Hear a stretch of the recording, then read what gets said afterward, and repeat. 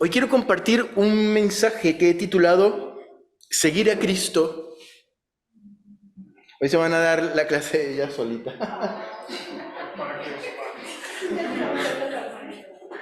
Hoy quiero compartir un mensaje que he titulado Seguir a Cristo recalculando. Parte uno, porque me ha salido un poquito largo y lo vamos a partir en dos. Seguir a Cristo recalculando. Bueno, la semana pasada, hermanos, si se recuerdan, los que estuvieron la semana pasada y los que escucharon el mensaje por internet, que les recuerdo que los publicamos, hablábamos acerca de poner en práctica nuestros dones como iglesia, de ser una iglesia proactiva, más o menos lo que estábamos conversando hace un momento, ¿no? De ser una iglesia que en primer lugar, hermanos, usemos esos dones y esos talentos y esa bendición que Dios ha puesto en nuestras manos para bendecir a nuestro hermano, para edificar el cuerpo de Cristo. Hablamos un poquito por encima acerca de los ministerios de evangelistas, de pastores, de maestros, de apóstoles y de profetas, y de cómo todo este conjunto de personas a quien Dios ha constituido sirven para la edificación y para el crecimiento del cuerpo de Cristo, pero también entre nosotros mismos, con todos estos dones que el Señor nos ha dado, y hablábamos en Efesios capítulo 4, que tenemos que estar unidos, cohesionados, ¿no? Y ponía el apóstol el ejemplo de las articulaciones del cuerpo bien unidos con nuestras coyunturas, ¿no? Para participar activamente como iglesia y bendecirnos entre nosotros mismos. Les recordaba que iglesia no es el pastor que viene aquí, se para, predica, escuchamos la palabra, qué bonito, gloria a Dios, cantamos, recogemos la ofrenda, nos vamos y nos vemos el próximo domingo. Tenemos muchísimo para dar como iglesia. El Señor nos ha dado, dice la palabra, que el Señor nos ha dado vida y vida en abundancia. ¿Para qué sirve la vida de abundancia si no podemos ese excedente de vida que tenemos darlo a los demás y decir, esto es lo que me está sobrando a mí de lo que me ha dado Dios? Esta vida la doy a las personas. ¿Cómo la damos? A través de nuestro testimonio, a través de la palabra que nosotros podamos decirle a la gente, a través de cómo nosotros nos comportamos y nos presentamos delante de las demás personas. Y si alguien necesita oración, no importa que no conozca al Señor, no importa que no cree, pero oramos por esas personas,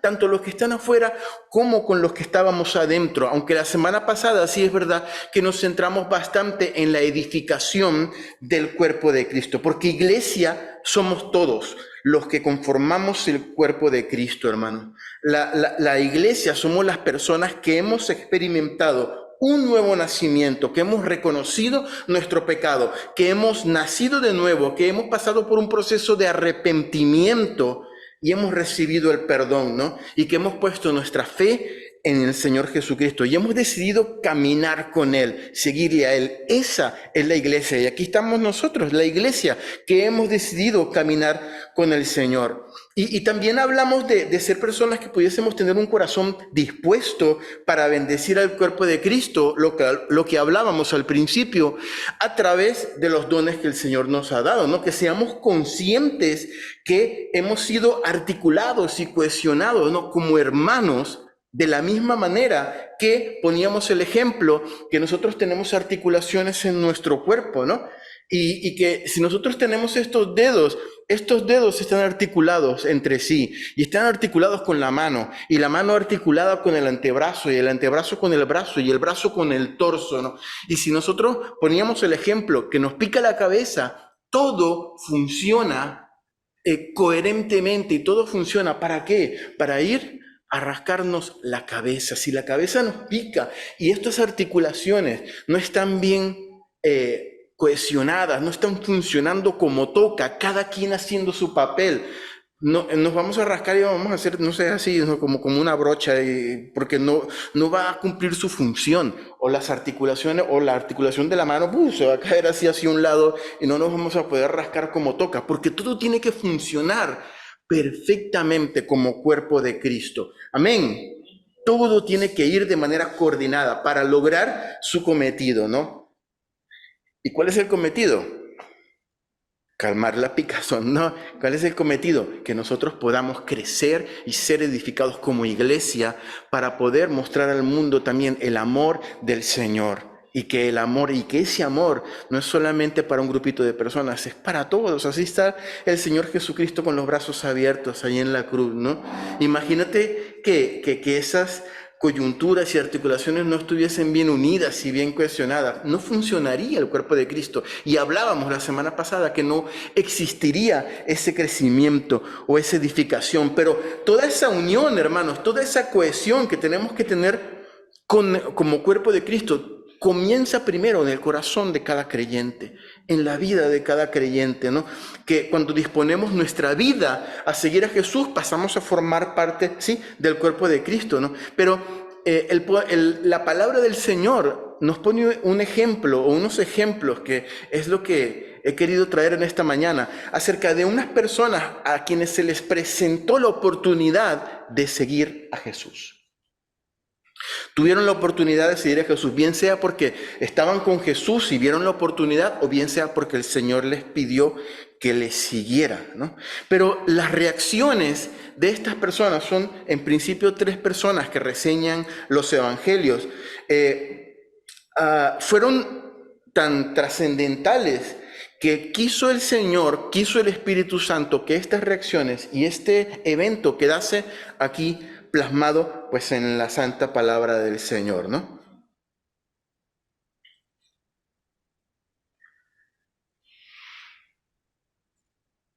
Y antes de pasar al pasaje bíblico que he traído donde sale este episodio de estas 3 personas, ¿no? Quisiera decir algo a manera de introducción también, ¿no?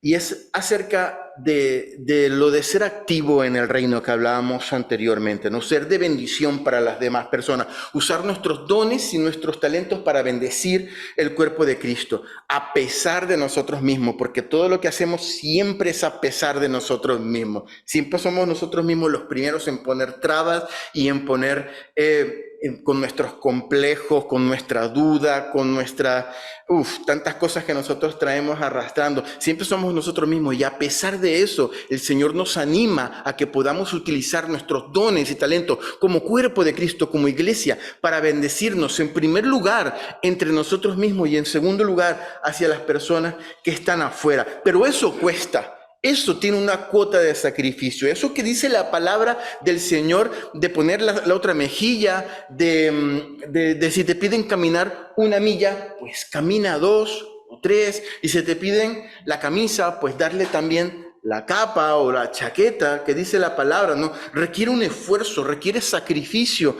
por nuestra parte, requiere de nuestro sacrificio, requiere de nuestro esfuerzo, hermano. Funciona así, tenemos que dar esa cuota, caminar esa 2ª milla, tenemos que tener lista nuestra chaqueta, nuestra capa para quitarla, y nuestra mejilla incluso cuando tenemos que ponerla, ¿no? Hay una historia en el Antiguo Testamento que la podemos encontrar en el primer libro de Crónicas, en el capítulo 21. Exactamente no es este el pasaje que quiero leer. Voy a resumir un poquito la historia que habla aquí, porque es una historia preciosa y quiero resumirla y quiero contarla para que la recordemos a manera de ilustración de lo que quiero compartir o lo que quiero seguir compartiendo en esta mañana. Pues en el capítulo 21 habla de una historia en donde el protagonista es el rey David. David era el rey allí de Israel, y David comete un error, mete la pata. No vamos a entrar aquí en detalles, pero comete un error, ¿no? Y se desata el juicio de Dios sobre el pueblo de Israel, porque el rey hizo algo que no debía haber hecho, ¿no? David intercede por su nación. Dice la palabra que él ve allí el ángel de Jehová con la espada desnuda, a punto de ejercer el juicio contra el pueblo, contra Israel, ¿no? Y David dice en la palabra, cuenta la historia, que comienza a interceder por su pueblo. Y le dice, Señor, empieza a orar y empieza a interceder. Y Dios le dice, tienes que levantarme un altar y tienes que rendirme adoración. Eso fue la demanda de Dios. Y David decide hacerlo, decide levantar este altar para alabar a Dios. Y David decide que el lugar idóneo donde iba a levantar ese altar era una tierra que pertenecía a un hombre llamado Ornán. Ornán y su familia trabajaban en esta tierra que era de ellos, y su oficio, su profesión era limpiar el trigo. Yo no sé si alguna vez habéis visto cómo se limpia el trigo. Yo no, yo no. Me hubiese gustado verlo, o por lo menos en el Discovery Channel o algo así. Yo estuve leyendo más o menos cómo se hace, y es un proceso más o menos complicado, ¿no? Que requiere de una maquinaria, que requiere una trilladora. Hoy en día tienen inclusive unas maquinarias gigantescas que utilizan para limpiar allí el trigo. Y me imagino que en ese tiempo todas estas máquinas y todos estos implementos pues eran rudimentarios, pero eran también basados en el mismo principio: quitar del trigo pues las piedritas, la cizaña, los otros tipos de hierbas que crecen con el trigo, que dicho sea de paso se parecen mucho al trigo, por lo cual tienen que tener cierta experiencia haciendo eso, limpiarla de otras cosas, de animalitos y de un montón de cosas, y tener el trigo limpio para posteriormente pues procesarlo y hacer harinas y lo que correspondiese, ¿no? Y dice la palabra que en este campo, en este terreno, este señor Ornán, que era dueño de ese terreno, trabajaba con su familia, porque por lo general ese era un oficio que se hacía con toda la familia, ¿no? Y si tenía un montón de hijos, pues eran los hijos / trabajadores de limpieza de trigo, ¿no? Y era la familia que hacía este oficio, ¿no? Y dice la palabra que David, como tenía que hacer ese altar, llegó y le dijo a Ornán: Ornán, necesito hacer un altar aquí en tu tierra. Levantar un altar para adorar a Dios, para que la ira del Señor cese y tal, y todo lo que nos podemos imaginar. Y Ornán le dice lo siguiente a David, le dice: Rey, todo lo que tengo es tuyo, todo lo que tengo es tuyo. ¿Necesitas la tierra? Tómala, yo te la voy a dar, te voy a proveer todo lo que tú necesitas. Es más, si necesitas animales para el sacrificio, los bueyes míos que utilizamos para trillar y todo eso, para labrar la tierra, yo te los doy para que tú los sacrifiques. Es más, voy a rizar el rizo. Los implementos de trabajo, los instrumentos que nosotros utilizamos para trabajar, que seguramente estaban hechos en su mayor parte de madera, yo te los voy a regalar para que tú los utilices como leña, como para hacer fuego para tu sacrificio, ¿no? Fíjate la entrega de este hombre, ¿no? Hacia su rey y hacia digamos, ese corazón que estaba moviendo a David a hacer ese paso de adoración y de altar, ¿no? Y el relato bíblico, hermanos, probablemente no le confiere ese mérito que yo veo en la palabra que tiene Ornán, por lo menos directamente, no se lo concede, ¿no?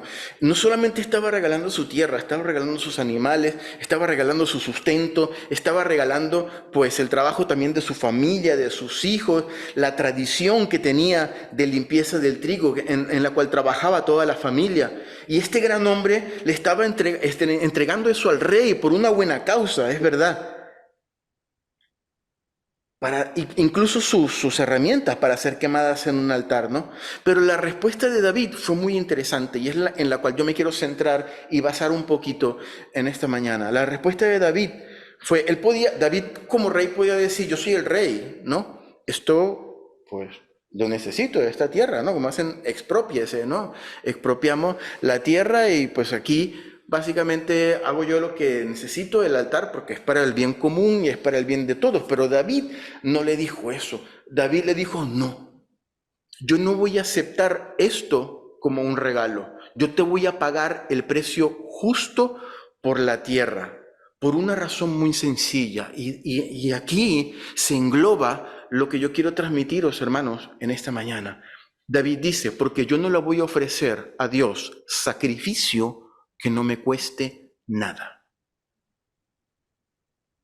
Yo no puedo venir, coger tu tierra por mi posición de rey y decir: pues esto es mío, aquí hago. No, yo te voy a pagar me va a costar a mí, de mi bolsillo, pagarte, pero te pago, porque no voy a ofrecer sacrificio a Dios que no me cueste nada. Y todo ese simbolismo, todo eso que podemos aprender de lo que estaba ocurriendo en ese terreno, tuvo un significado tan maravilloso, hermanos, que ese terreno del que estamos hablando allí, en el que trabajaba Ornán y sus hijos, allí la limpieza del trigo, ese mismo terreno lo eligió David al final para proyectar la construcción del primer templo de Dios. El templo que construye su hijo Salomón, con las instrucciones que Dios le da a David, lo construye en ese lugar donde le costó a David, creo que 600 monedas, 600 ciclos de oro, pone la palabra, ahora no lo recuerdo muy bien, pero le costó eso a David, comprarlo. Y fíjate el corazón de Ornán y el corazón de David, estaban tan unidos los dos, uno porque era desprendido y uno porque quería bendecir a su rey para el bien común, y el otro dijo, no, yo no voy a ofrecer sacrificio a Dios que no me cueste nada, te lo pago y hago el sacrificio del Señor. Y en ese terreno, vuelvo y repito, se erigió, Salomón erigió ese gran templo que todos conocemos como el primer templo del pueblo de Israel, majestuoso e inmenso, ¿no? Y toda esta historia, hermanos, la quise recordar para que se nos quedara en el corazón el hecho de que el sacrificio tiene que conllevar precisamente eso, sacrificio, entrega. Tiene que costar, ¿no? No debe ser de lo que me sobra, no debe ser de lo que, bueno, sí, les voy a contar una historia muy graciosa para que se burlen de mí, como siempre.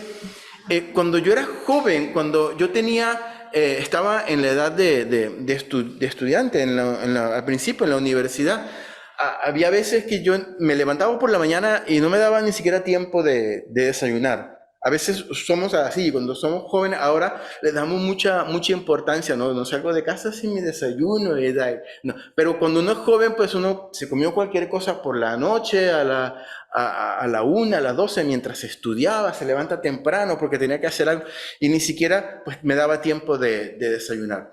Y cuando llegaba a las 2, 3 de la tarde no había ni siquiera comido nada, ¿no? Y me acordaba, y bueno, voy a comer algo porque no he comido nada, ¿no? Pero es también el metabolismo, ¿no? de los jóvenes, que a veces aguantamos mucho en ese plan.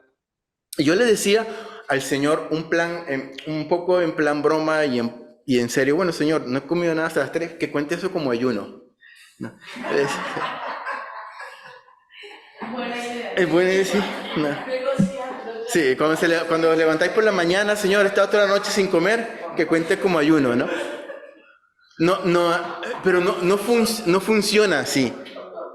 Eso no funciona así. Imagínate que cometemos un crimen, robamos un banco y nos llevan a la cárcel.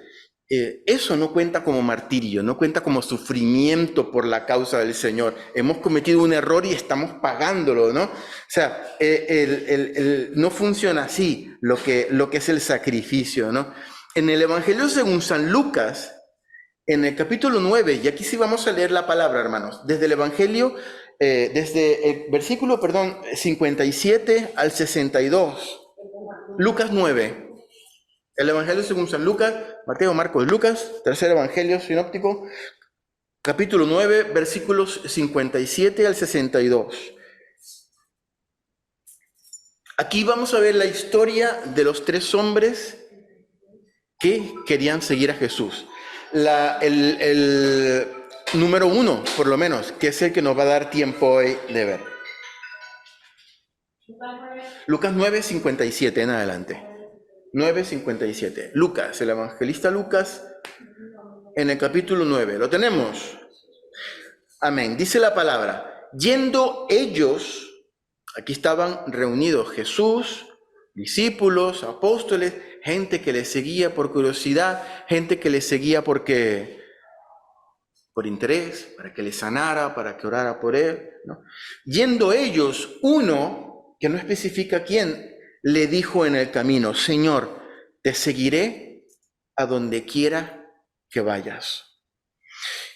Y le dijo Jesús, mira lo que responde Jesús, las zorras tienen guaridas Y las aves del cielo nidos, mas el Hijo del Hombre no tiene donde recostar su cabeza. Y le dijo a otro, Jesús le dijo a otro en este caso, tú, sígueme. Y él le dijo, Señor, déjame que primero vaya y entierre a mi padre.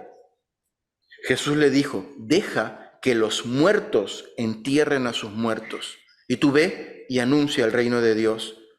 Versículo 61.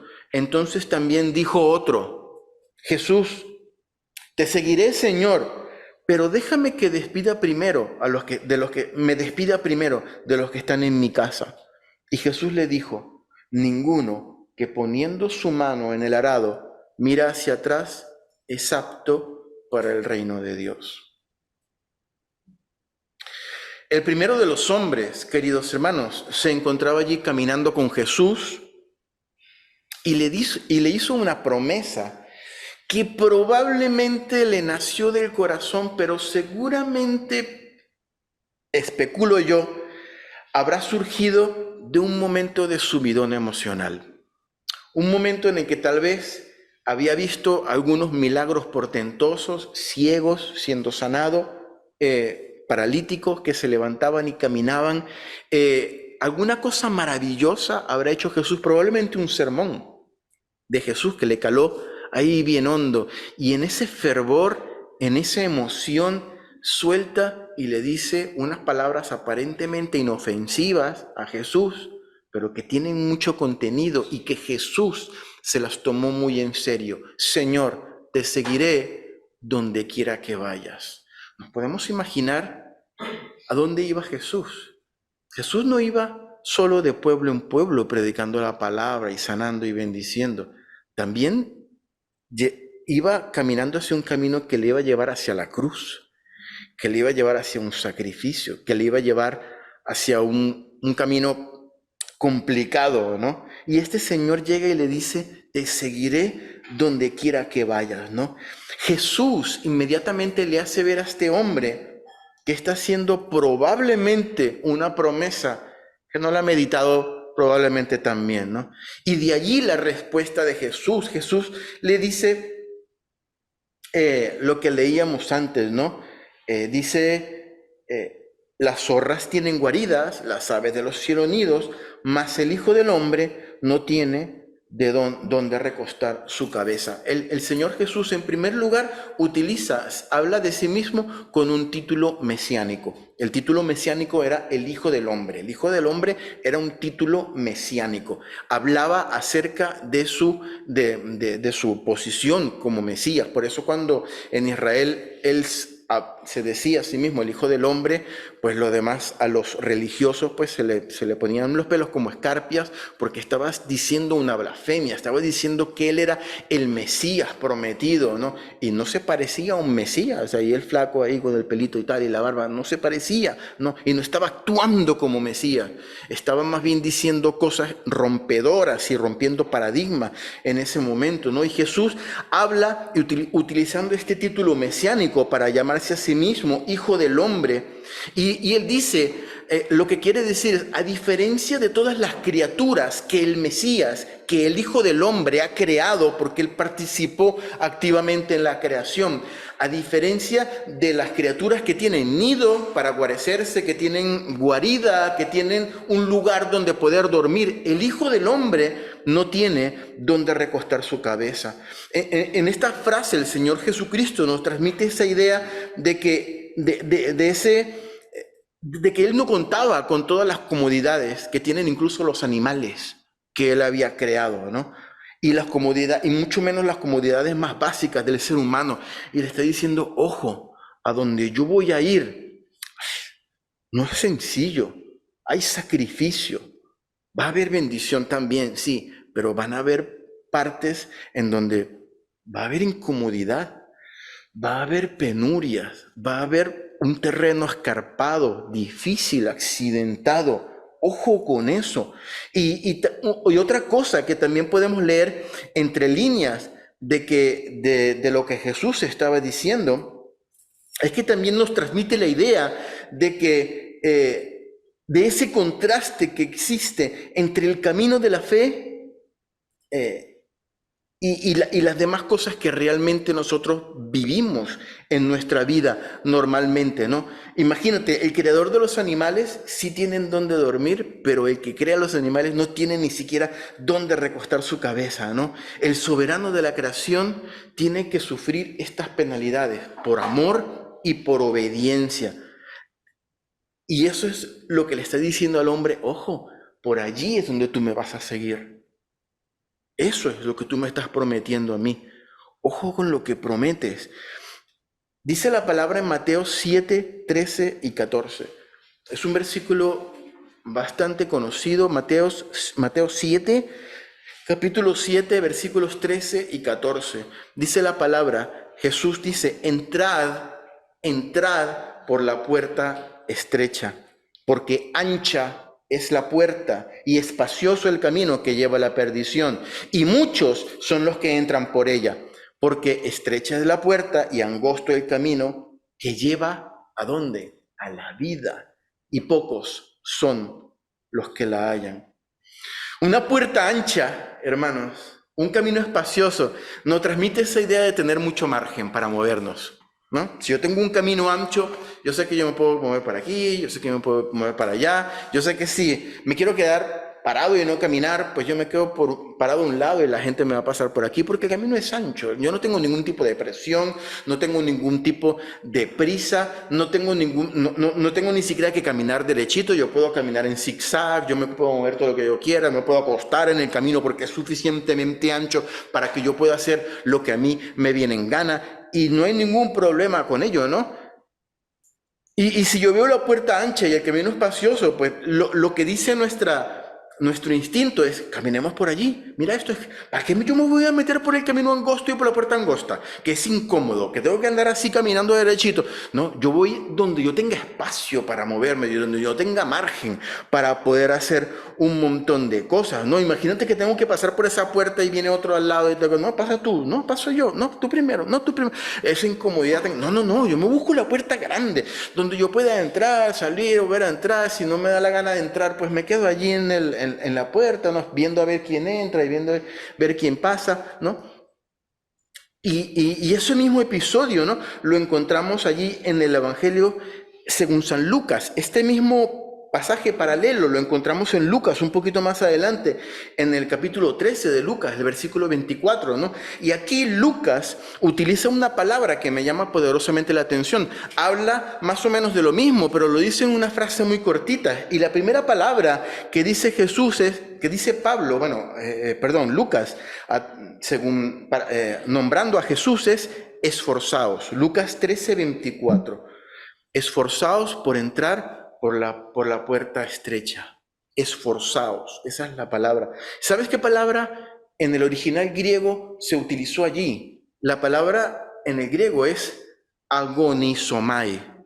¿Os recuerda algo esa palabra? Agonizomai, de agonía. De allí viene la palabra agonía, ¿no? Es un esfuerzo que es agónico, o sea, que es demanda muchísimo de nosotros, nos da a entender ese esforzados, denota una lucha, un esfuerzo, como si se estuviese agonizando por poder entrar en esa puerta. Nos transmite siempre que hay un conflicto de por medio, porque siempre hay un conflicto de por medio, y la promesa de te seguiré a donde vayas, a donde tú vayas, Señor, es equivalente a decir: Señor, yo voy a ser fiel a ti donde quiera que tú vayas, en la condición donde tú estés. No importa la circunstancia, no importa el contexto, no importa el esfuerzo agónico que yo deba hacer, yo voy a estar contigo. Fíjate el alcance de la promesa que le hizo este hombre a Jesús. No importa lo que suponga, no te voy a dejar, no te voy a abandonar, porque te voy a seguir a ti donde quiera que tú vayas. No importa las veces que me tenga que negar a mí mismo, yo lo voy a hacer porque te voy a seguir a ti donde quiera que tú vayas. Y así funciona, querido hermano, la vida cristiana. Funciona de esa manera. Cuando conocemos al Señor, pocas veces tenemos que reconocerlo, porque por muchísimas cosas naturales y lógicas, pocas veces sabemos y entendemos el alcance de todo lo que vamos a tener que vivir y caminar en esta vida cristiana. en este camino. Pocas veces nos podemos sentar a calcular eso. A veces es más complicado y más difícil de lo que nos prometen. Un pastor, amigo mío, me decía, muchas veces nosotros predicamos, desde Venezuela, y decía, predicamos la religión chévere. Sería el equivalente en España a decir, predicamos la religión guay. ¿Por qué? Porque pintamos siempre lo bonito y en realidad es bonito, porque en realidad son buenas noticias, pero hay otra parte que es el camino angosto y la puerta estrecha. Eso pocas veces nos lo dicen para calcular, nos vamos enterando sobre la marcha y muchas veces es más complicado de lo que parece. No solamente no nos sentamos a calcular lo que tenemos que caminar, también tenemos que hacer ajustes por el camino. Hermano, hace unos años, lo que hoy conocemos como Google Maps, sabemos lo que es el Google Maps, ¿no? Hoy utilizamos el Google Maps para todo. Si nos dicen una dirección y no sabemos, pues la ponemos allí, te mando la ubicación, y nosotros vamos allí por la calle, si es caminando, por el coche, lo ponemos allí para guiarnos, ¿no? Para llegar. Pero hace unos años, cuando el Google Maps no estaba bien desarrollado, cuando todavía no había comenzado, habían unos aparatitos que se llamaban navegadores GPS. Todavía hay quien los usa, que son bastante fiables y tal, y todavía pues el satélite está allí, no se ha caído, ¿no? Y se llamaban navegadores GPS. Yo en el coche tenía uno, lo tengo todavía, sé que ya no lo uso, el navegador GPS. Y cuando quería ir a algún lugar, sobre todo al principio, cuando no conocía bien Valencia y quería ir a algún lugar o a otro lugar, pues siempre lo ponía allí el navegador GPS, pero era un poquito rudimentario, no se ve ni siquiera en 3D, sino que se veía así como un ordenador antiguo, ¿no? Y tenía una característica que a mí particularmente me molestaba un poquito. Si me decía en la rotonda, gira a la derecha en la primera o en la segunda salida, y se me pasaba, y yo me pasaba porque andaba despistado, no entendía bien cuál era la salida, salía una vocecita que decía recalculando. Recalculando. Y cuando yo escuchaba ese recalculando, yo veía en la pantallita y veía que el caminito que me había trazado en un principio se movía y se iba para otro camino más lejos, llegando a una rotonda y me tenía que devolver y tenía que... Uf. Entonces, ¿qué pasaba con esa palabra recalculando? Que se me antojaba antipática porque no solamente te echaba en cara, te has equivocado, sino que también significaba que había recalculado un camino que por lo general era más lejos y tenías que dar otras vueltas con el consecuente problema de que te iba a llevar más lejos y que probablemente te podías volver a equivocar. Imagínate que me iba por el camino que había recalculado y me volví a equivocar porque me pasaba a mí y otra vez recalculando. Uy, qué rabia que me daba. Pero bueno, era lo que actualmente Google Maps también lo hace, solamente que no sale la palabrita antipática, dice recalculando, saca otra vez, hace un tiririp y saca otra vía alternativa. Pero bueno, pero eso lo sigue haciendo, ¿no?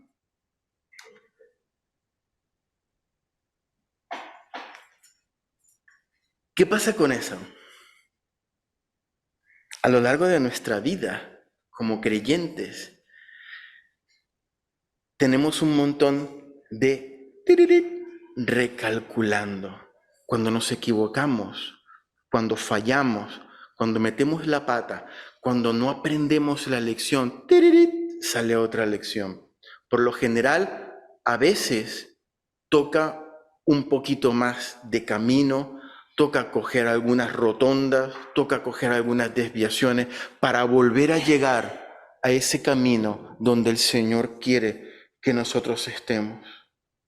Recalculando. Así es, hermano, nuestras vidas como creyentes. Ese proceso de recalculando para volver a entrar a la ruta que el Señor quiere que nosotros estemos que nosotros estemos sobre ella, la mejor ruta de regreso.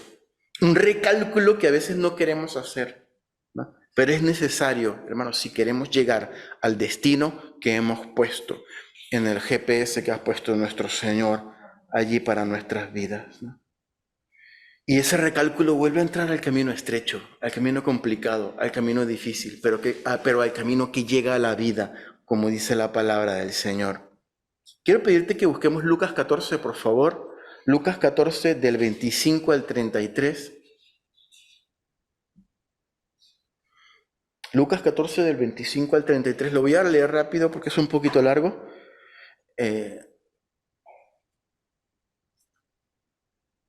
Dice la palabra, esto alguna vez lo hemos comentado aquí, grandes multitudes iban con él, con Jesús, y volviéndose Jesús se dio la vuelta y les dijo, si alguno viene a mí y no aborrece a su padre y madre y mujer e hijos y hermanos y hermanas, y aún también su propia vida, no puede ser mi discípulo. Y el que no lleva su cruz y viene en pos de mí, no puede ser mi discípulo, porque ¿quién de vosotros?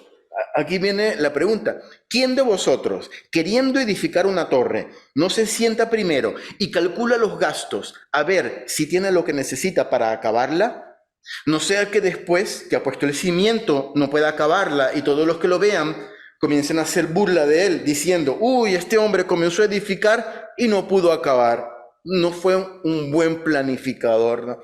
¿O qué rey, sigue diciendo en el versículo 31, al marchar a la guerra contra otro rey, no se sienta primero y considera si puede hacer frente con 10,000 al que viene contra él con 20,000? Y si no puede, cuando el otro todavía está lejos, pues le envía una embajada y pide condiciones de paz. Y dice, oh, ojo, no puedo ganar con lo que yo tengo.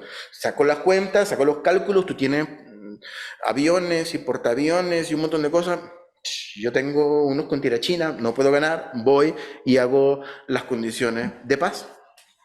Así pues, versículo 33, ojo con esto. Así pues, cualquiera de vosotros que no renuncia a todo lo que posee, no puede ser mi discípulo. Fíjate qué interesante. Para cualquier cosa que tú emprendas en el mundo natural, necesitas conocer los recursos que tú tienes para ver si vas a poder terminar, ¿no? Si voy a hacer la torre que dice aquí, pues necesito tener todos los sacos de cemento, los ladrillos y toda la cosa para saber si puedo terminar la torre. Lo mismo con el rey que pone aquí.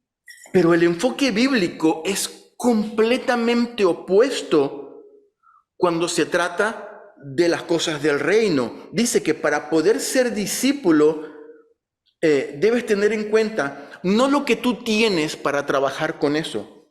Debes considerar lo que tienes, pero para renunciar a eso. ¿Ves qué curioso? En el mundo natural necesitas contar lo que tienes para ver si puedes terminar. En el mundo espiritual necesitas tomar en cuenta lo que tienes, pero para renunciar a ello. ¿Por qué? Porque no vas a construir con tus recursos, sino con los recursos del Padre Celestial. No vas a hacerlo con tus fuerzas, sino con las fuerzas que el Señor va a infundir en tu vida. No vas a hacerlo con los dones y los talentos que tú crees que tienes, sino con los que vienen de arriba. Le dijo el apóstol Pablo a los Corintios, todo lo que tenéis, viene de arriba. Lo que tenéis ha sido dado de arriba. Viene del Padre Celestial, del Padre de las luces. Algunas veces, hermanos, de manera ingenua o por no decir errónea, pensamos que seguir al Señor es garantía de prosperidad económica, es garantía de prosperidad en nuestra salud, de gozar de buena salud todo el tiempo, de una vida sin problemas y sin dificultades. Pero las promesas de Dios, hermanos, para nuestra vida son mucho más sublimes que esas. Las promesas no son, pues aquí no vas a tener ningún tipo de enfermedad, no vas a tener vas a ser millonario, como dicen algunos predicadores también. Las promesas para nuestra vida son mucho más sublimes, van más allá, hermanos. Puede que todos no podamos tener la prosperidad económica que nos gustaría, ¿no? Pero podemos hacer tesoros en el cielo, como dice la palabra, tesoros que nadie puede robar, que nadie te puede quitar, que no se puede corromper, como el tesoro que nosotros hacemos aquí en la tierra, el tesoro natural. Aunque podamos padecer problemas de salud, hermanos, aunque podamos tener problemas y enfermedades, algunos más o algunos menos, pero todos somos vulnerables a sentirnos mal y a tener problemas de salud. Dice la palabra, queridos hermanos, que el aguijón de la muerte ya no tiene poder sobre nuestras vidas y que el sepulcro ya no tiene victoria, aleluya, sobre nuestras vidas y que nuestro nombre está escrito en el libro de la vida y algún día viviremos con él por la eternidad. Eso es una promesa que es mucho más sublime que decir, pues en estos 60, 70, 80 años que vives en la tierra no te vas a enfermar nunca. No, aquí la promesa es por la eternidad vas a reinar y vas a vivir con el Señor sin ningún tipo de corrupción, sin ningún tipo de molestia, sin ningún tipo de dolor, sin ningún tipo de enfermedad. Es una promesa que va mucho más allá de lo que nosotros podemos entender, queridos hermanos.